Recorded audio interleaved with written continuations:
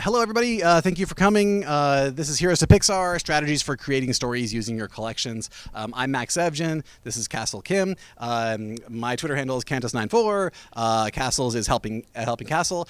We also established a hashtag for this, if you would be so kind as to use that if you're tweeting about this session. That's the conference hashtag, MCN2019, then a dash, and then Heroes #2 Pixar, if you don't mind, just adding that. That way we can kind of aggregate those and see those later. So just to give you a little reason why we're actually doing this. Oh, well, let's let everybody come. There's more people coming in, so wonderful. We'll let you guys come on in. So the reason we decided to do this session is at this conference, at other conferences, there are lots of great presentations about using stories to do things over social media or how you're doing things in your content. But we found that maybe there's not exactly. Some people might be at a loss of like, well, where do I start? How do I do this, right? So we wanted to give a few examples of how you might do this and then do a quick activity. So this will be an activity-based session, and we'll get to that in a little bit. So here's the session overview, is that Castle's going to discuss 3 models of storytelling, the Heroes model, the Kurt Vonnegut's Shapes of Stories, and the what's known as the... Yeah, we're calling it the Pixar model, but it wasn't really developed by them, but they use it. And then we're going to be introducing the activity and showing an example of what that might look like. And then we'll have you all do the storyboarding activity, and then everybody will share back about what they found. So I will hand things off to Castle and to talk about the 3 models that we're talking about. All right. Hello, everyone. My name is Castle Kim. As Max said, we're going to be talking about 3 different models of storytelling. The 3 models we'll be talking about is the hero's journey, the Pixar model, we're calling that for now, and then shapes of story. Just to a quick note, this isn't an exhaustive list of storytelling or the golden key or the best way to tell the story. These are just fairly popular, well-known storytelling models and structures you can use as a starting off point. So we're just introducing them, and they have been introduced very well. They have been well known, used effectively, and I'll be talking about those examples in the following slides. The first I'm talking about is the hero's journey. The hero's journey was developed. A hero's journey is popularly known, or is also known as a monomyth. Comes from a long history of study of hero mythology narratives, and it was developed by this gentleman right here, Joseph Campbell, who popularized the idea and the hero myth pattern. And in his book, and he introduces this in his book, A Hero with 1,000 Faces, and that's a descriptor of what the hero's journey is about. And one of the most famous examples how the hero's journey has been used is a movie that I hope everyone is familiar with, is the very first Star Wars. George Lucas actually credited Joseph Campbell for him when he was developing the story for Star Wars in the 1977 film. George Lucas credited Campbell's work in shaping the story of Star Wars, and we see the cycle of the hero's journey in the movie A New Hope and also throughout the original trilogy. And thinking about A New Hope in mind, this is how the hero's journey is structured. It is a cycle. Here to keep in mind that this story structure focuses on the perspective of the hero, an individual, the central character of the story, and what happens around him. So the story structure is not focused on the entire or the big picture. It focuses on the individual. So I'm going to quickly go through the 12 steps of the hero's journey. Step 1 is the ordinary world. So this is where the story begins, where the hero lives. The hero is safe, the normal life. Here we see and learn about the hero that he is just human. He is just a normal farm boy in the planet Tatooine. In step 2, the call to adventure, and step 3, the refusal of the call. This is where the hero's adventure begins, receiving a call to action. This could be as dramatic as a gunshot, or simple as a phone call, or a holographic distress message from a princess. And this ultimately disrupts the comfort of the hero's normality. Then the hero doesn't immediately accept the call. He refuses the call. Hero may be eager to accept, but he has second thoughts. He has doubts. There may be problem for him to why he can't leave, because he's just a farm boy in planet Tatooine. Then in step 4, he meets his mentor. This is a critical turning point where the hero meets his critical turning point for the hero. The mentor is someone who gives the hero what he needs, such as wisdom, historical lessons, or an elegant weapon from a more civilized age. Whatever the mentor provides the hero, it will serve or to dispel the fear or doubts the hero might have, and give him strength and courage to go and fight the dark side. Then in step 5, crossing the threshold. The hero may be willing or may be pushed into the unknown world. This could be a death in the family, or destruction of their home, to go across to the unknown world, leaving the comfort of his home. Now there is no turning back. Then in step 6, the hero is tested. He meets allies and faces enemies.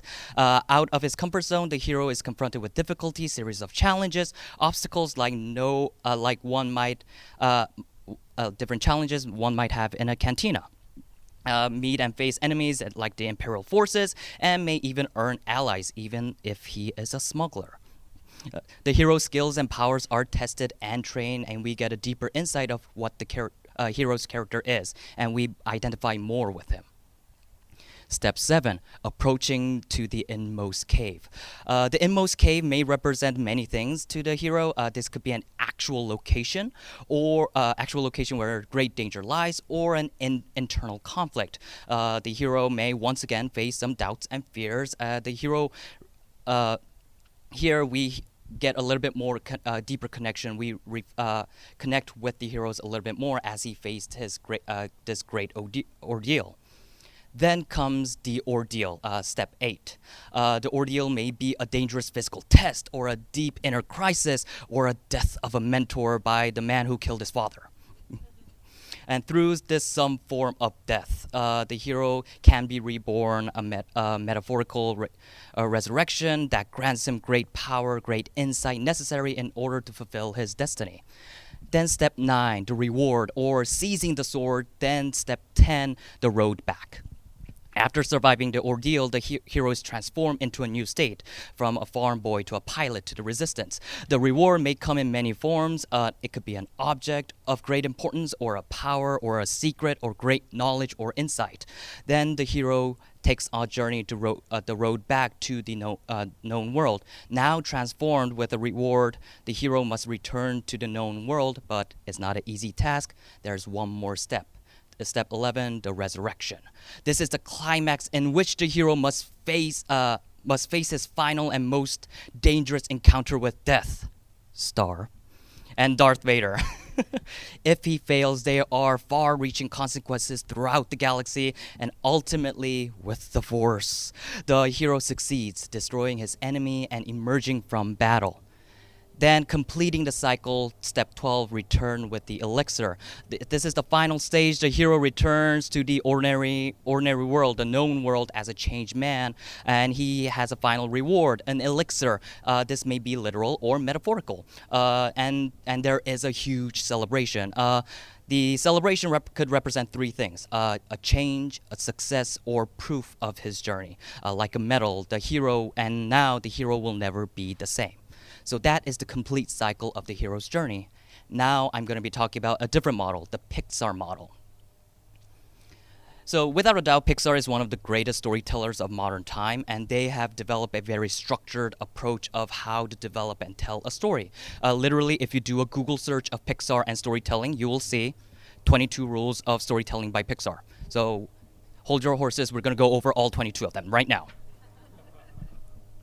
Actually, I'm just going to go over only one of them, step 4. And step 4 is a closer look at rule number 4, or rule number 4 by Pixar.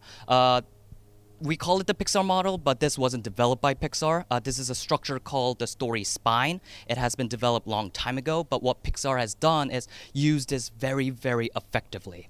And the story spine goes, once upon a time there was a blank, every day blank, one day blank, because of that blank, because of that blank, until finally blank. And that is the structure of a story spine. So a story spine helps you create a descriptor of the story that establishes the beginning, the event, the middle, the climax, and the end. So this structure helps you paint the big picture of a story. So let me give you an example of by using one of Pixar's movie, The Incredibles. Once upon a time, there was a superhero named Mr. Incredible who was forced to live an ordinary man's life in society where superheroes were outlawed. Every day, he grew more and more frustrated with his stifling, boring life. But one day, he accepts a secret superhero job from a mysterious stranger. Volume up a little bit. Okay.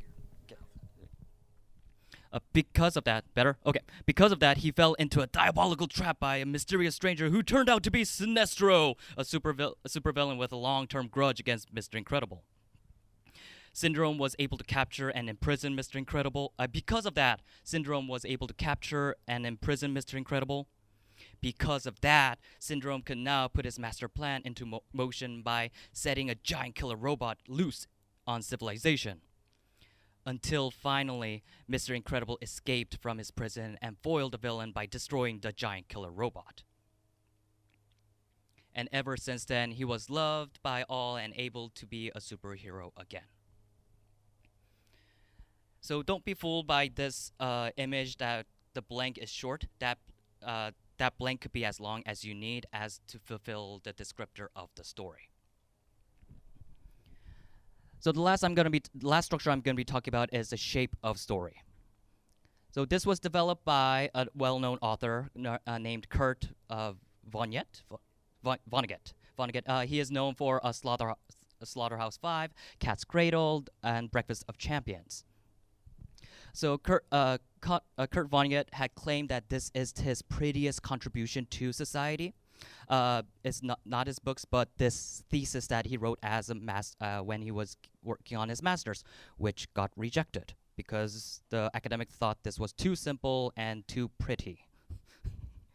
But the thesis argued that the main character has ups and downs and can be grabbed to reveal the taxonomy of the story. So compared to the other story, this shows you the flow of the story, where the high is, where the low is, and for the story or a character. So since the shape of story is expressed as a graph, there are two axes. So there's the GI axis, which is the y-axis, G for good fortune, I for ill fortune. Then there's the BE axis, which is the x-axis, B meaning beginning, and E for ending. And then with this graph, you could create a flow of the story. And here, the importance is not the origin of the graph, but more of the shape of the graph. So one of the story structures that Kurt Vonnegut talks about is man in a hole. This is one of the examples, where the main character gets into trouble and then gets out at a better life. Then we have boy meets girl. Think of any romantic comedy or any Hallmark Christmas movie. The main character comes across someone wonderful, gets it, loses it, and then comes back and forever happily ever after. Then there is the Cinderella story. There's a character with ill fortune, but one step at a time gets better and better and better until 12 o'clock strikes. So the fortune all disappears and goes into a deeper ill fortune until she meets Prince Charming and lives happily ever after. And other than these three structures, there are many more structures out there that you could use, from bad to worse. Which way is up? You could definitely use one of these pre-existing structures to shape your stories, or even create your own to create or think about the flow of your story. So we have shared three big well-known story structures and approaches, but then again, these are not the golden key. These are or the solutions to creating your own story. These are just stories that have been effectively used in the past. Some might even say hero's journey is overused and shouldn't be used ever again, but that's for academics to argue about. But it is an effective and a good place to start.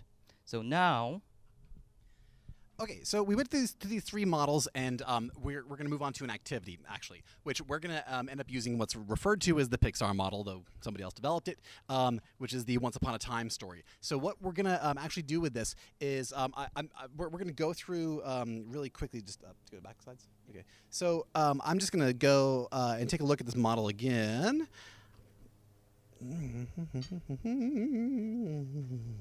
Back to here. Oh, there we go.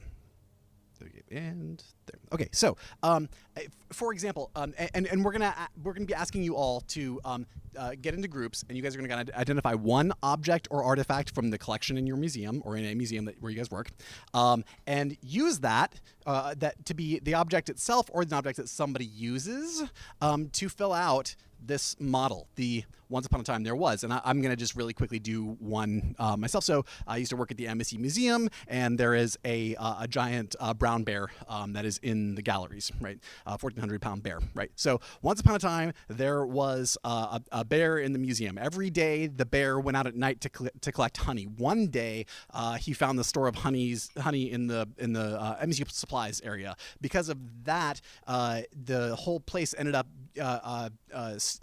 stinking and sticky from all the honey. Because of that, they ended up hunting the bear until finally the bear decided that he would just be better back in the museum and not out getting honey anymore. I don't know. It doesn't need to be crazy. It doesn't need to be huge. It just needs to be, well, let's take this and see if we can move it through this story structure, right? Does that make sense? Oh, yeah, and ever since that day, everybody loved the bear forever more, right? Yeah, so... we didn't actually put it in this. But what we'd like to do is we have this wonderful plan of having easel pads, and we could get you guys up on the walls to write these things on here. Take a look at these walls. Yeah.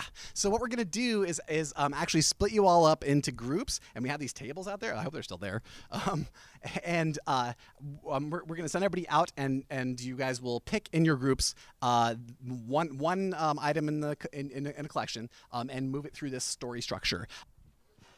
Okay, we're going to get started. We'd love to hear from you about your ideas. So what group wants to share their story first? X, do we want to talk about that first? Oh, sure. Yes, Yeah, let's do it. All right, Go all ahead. right. So I made a quick edit on this slide. If you could tell the difference, can you tell the difference? And ever since then, so right before we started, went out and started doing our story activity, someone came up to me and reminded me of this small fact about this information. As I mentioned, Pixar adopted this structure of the story spine, but what they did is, as they're using the story spine over and over and over again, they slowly started to omit, and ever since then. And there was an article out by the actual creator of the story spine, like how it is important, critical of that line, and how he wants that line to come back in. Actually, in the handouts I made for you guys, that is actually in the handouts for you guys. But on the slides it was omitted, so I had to include that and bring that to your attention. So if you didn't decide that, maybe just real quick after the end of yours, come up with one at that point. Who wants to share the stories first? Anyone? Okay. Okay. Please, See if I can. Okay. So we had once upon a time there was a dusty old World War II float plane. Every day it stared at the water from its perch on the Battleship Museum. He wasn't a popular fighter plane. Didn't have his own audio tour stop. His radio comes alive. Oh, one day his radio comes alive with a distress call. A pilot crashed and in the water, and none of the other planes believed him, and they refused to help. Because of that, he breaks free from his moorings and starts his engines to rescue the pilot alone, but he had no fuel, and because of that, he couldn't complete the mission. But a friendly tugboat comes to his aid, until finally, they rescue the pilot, and ever since then, everyone recognizes the float plane and tugboat as heroes. They get their own exhibit and audio tour stop.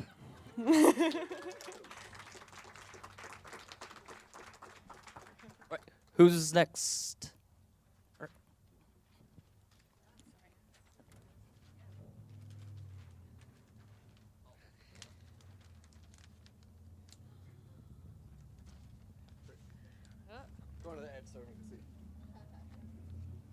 Once upon a time, there was a T-Rex named Sue. Every day, visitors tried to touch her, ignoring the well-placed signage. One day, a child called Sue fat, and Sue decided she'd had enough. She sprang to life, packed her bags, and went back to South Dakota. Because of that, visitors were sad, museum attendance plummeted, and Sue missed her best friend, the social media expert. Because of that, the museum president called Sue and begged her to return, promising the child would apologize and they'd make the signage even more visible. Sue refused. Until finally, the museum offered her her own Twitter account, Sue the T-Rex, and she agreed to return on the conditions that in the future people refer to them in the they, their pronouns and respect their personal space. The end.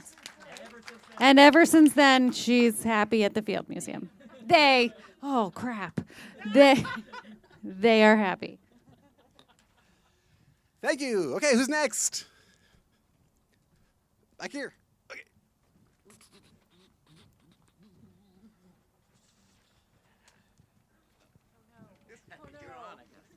Okay. Once upon a time, there was a butter mold. Every day, it provided delicious butter for the family. One day, the butter mold wasn't taken out of the cabinet, out of the pantry, because another mold was used, a holiday mold. Because of that, the butter mold was sad. Because of that, it retreated to the back of the pantry, hiding behind all of the tins, where it discovered there were other butter molds. Because of that, it learned that molds come in all shapes and sizes, until finally it wasn't sad and it got used again by the family. And ever since then, it's been happy to wait its turn.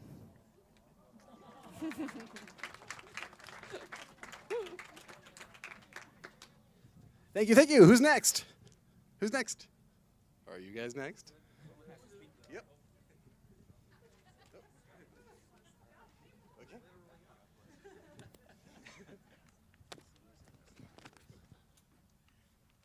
So, once upon a time, there was a Kusama pumpkin that was very fragile.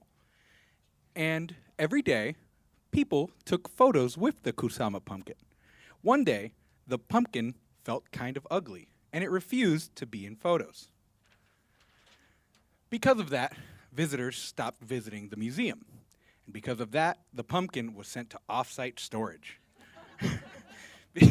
Because of that, the pumpkin met with other objects that had similar self-esteem issues. This is not about a pumpkin. Until finally, the pumpkin realized, along with its other friends, its inner and outer beauty with the help of the other collection items. And ever since then, the pumpkin only takes #NoFilter selfies. Excellent. Who's next? Who's next? You guys? Excellent. Oh, over here? Oh.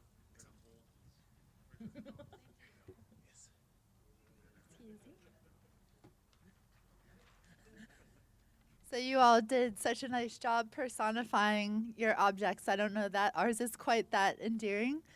But let's see. Once upon a time, so this is a true story. I'm sure all of yours are true as well. But there was a Willem de Kooning painting at the UAMA, which is the University of Arizona Museum of Art. Every day, visitors admired the painting, and sorry about that. One day, two visitors cut the painting from its frame and drove off with it. And because of that, the FBI Art Crimes Division recommended a 30th anniversary story on the 30th anniversary of the theft.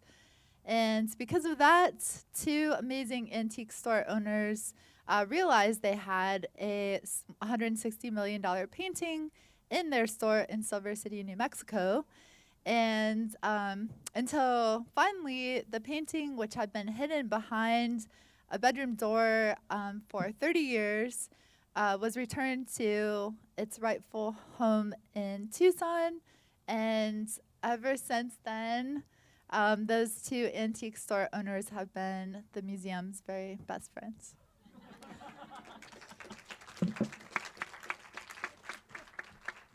Thank you. Thank you. And I think, do we have one more? Yes, excellent.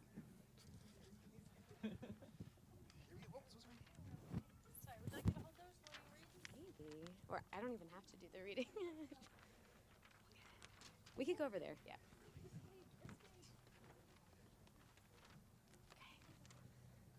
Okay. We also have a T-Rex story. Once upon a time, there was another T-Rex. His name was, yeah, awkward. His name was Henry, and he lived in New York City.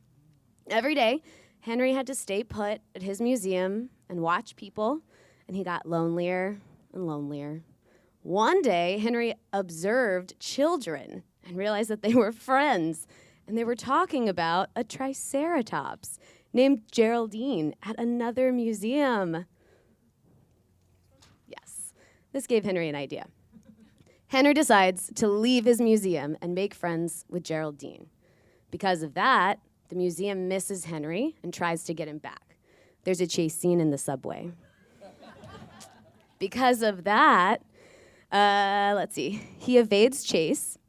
Henry, he uses his little arms and he actually gets on the subway and he makes his way to the Midwest.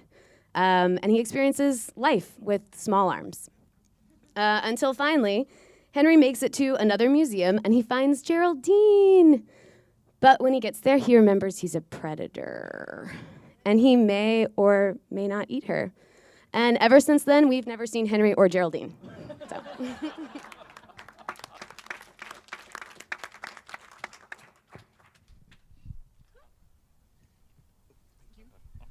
Thank you. And I think that's all 6. Is that right? Are there any other stories? I think that was 6. Yes. Okay. Excellent. All right. Any questions? So that ties up our presentation. If you have any questions, we have about 5 minutes? Yeah, about 10 minutes. 10 minutes. Yeah. All right. If Any you questions? have Yes. Oh, Mike.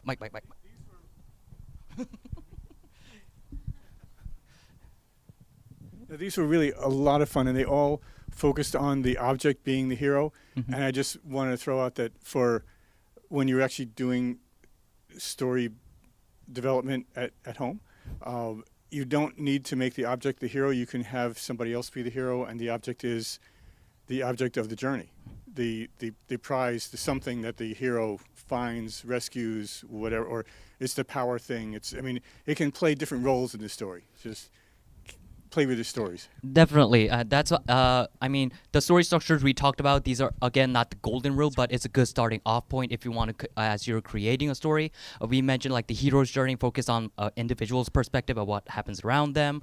The Pixar story creates a bigger picture of like what the flow is. The shape of the story is more of the flow, where the high, where the lows are. But the story's perspective is completely up to you. You could place it on an object, you could place it on a person, you could place it on the museum. Whatever story you want to construct, we're presenting this as your starting off point, because there's a lot of talk about how important storytelling is, but we haven't really talked about how do you create a story. And we just want to give you guys the starting off point of where you could take this. And for the exercise, we focused on objects, but again, you approach this in any area you want as you're creating a story.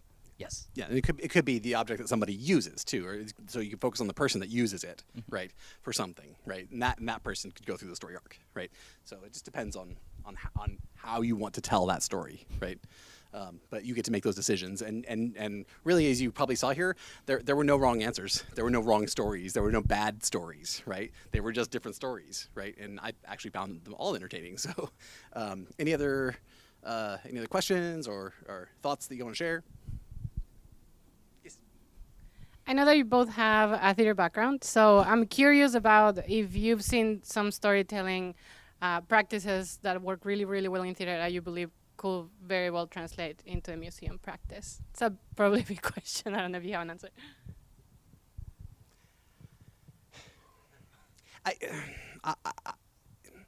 It really depends. I have a lot of experience like working with playwrights and like helping like some to make devised scripts, some that like have scripts that they want to adjust in certain ways, and really. You know, the one more common sort of theme that I see in a lot of things that that you hear about storytelling is that there needs to be a beginning, middle, end. There needs to be a conflict in the middle. There needs to be some sort of thing that the protagonist like butts up against and overcomes to get to the other place. But that's why we were looking at these models, because we like to have want to flesh that out a little more, right? To look at like, well, what as far as like what are the stories that are out there, how are they being told, what are the things, you know, I can't really say that all museums can benefit from one specific storyline, right? You know, we chose one to work on, but really it depends on the organization. It depends on the mission that you have. It depends on your collections. It depends upon the personality of the museum. If you recall Kate Reisman's Ignite talk from 3 years ago about their friend the museum, like what's the personality of the museum? How's that going to shine through in your story, right? So, yeah. For me, I have two different answers to that question. First one is storytelling is not a one-person process. You can start creating a story, but it is important that you work with the other professionals that's related to that story to create that accuracy component to it. When we think about story, we feel like we have the creative freedom to go a little bit more abstract or a little bit more broaden. But I think it's important as museum professionals to maintain some sort of accuracy to that, and that could only come by collaborating and talking with the individuals working on those objects or within that story or within that story that you are developing. That's one. The other one is I'm currently teaching an undergraduate course called Digital Storytelling this semester, and one of the big things I'm emphasizing to the students as I'm teaching them as they're telling a story is what is your emotion of the story. So what is your emotion of the story? So you have to decide what the emotion is. Even if the emotion changes, what are they? And depending on that emotion, you got to make the decision like how you're going to tell that emotion. That could be, if it's a vocal storytelling, how do you tell that through a tone and rhythm or pitch? Or if that's more of a physical storytelling, how do you tell that through body? Or if it's a graphical representation, how do you represent that through graphical choice? Or if it's a written text, how do you convey that emotion with the word choices you make? That's one of the big things I talk about. Again, the story doesn't have to have one continuous emotion. It could change emotion to emotion, but it is important to think about what emotion am I trying to tell, and this is what I'm telling my students right now as I'm teaching them how to be a better storyteller. Any other questions? Okay, well, thank you everybody for coming. Thank you for participating. Thank you for your awesome stories. They were incredible. Seriously, I didn't know what to expect, but oh yes. Oh.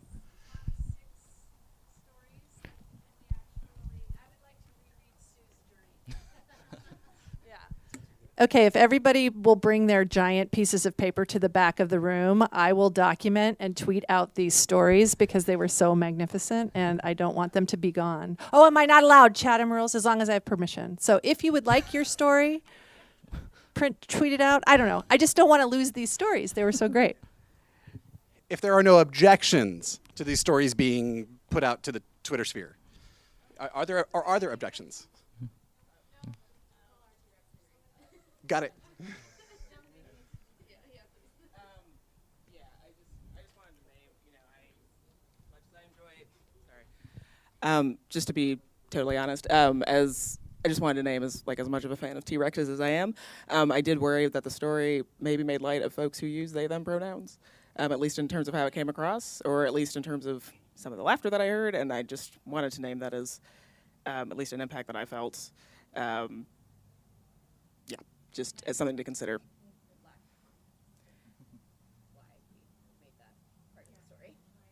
Yeah, or you should include that context, I guess.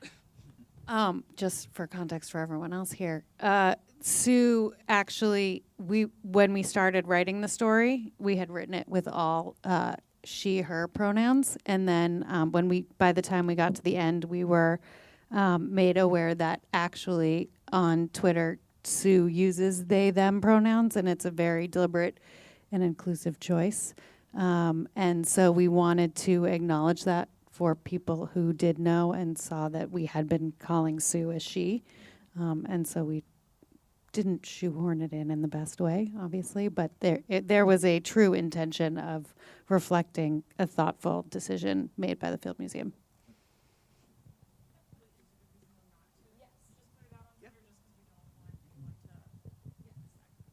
Yeah, okay. So we won't put the one for Sue, but if anybody else wants to share the stories, then they can.